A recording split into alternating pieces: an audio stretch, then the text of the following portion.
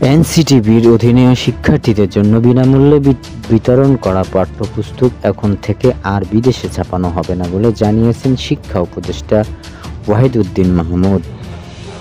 রাজধানীর আন্তর্জাতিক মাতৃভাষা ইনস্টিটিউটের পাঠ্য বইয়ের অনলাইন সংস্কার উদ্বোধন করেন তিনি কথা বলেন।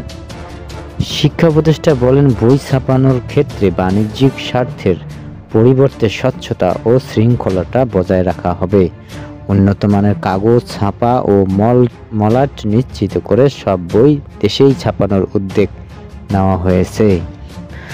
ওয়াহিদউদ্দিন মাহমুদ জানান, শিক্ষা মন্ত্রণালয়ে শুদ্ধ অভিযান চালানোর পরিকল্পনা রয়েছে।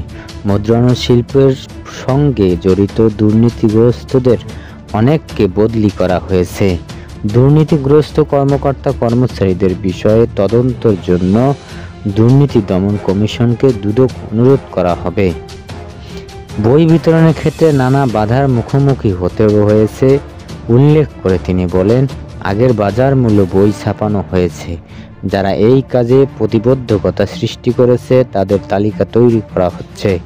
ভবিষ্যতে সরকারে যারা থাকবে তাদের কাছে এই তালিকা হস্তান্তর করা হবে।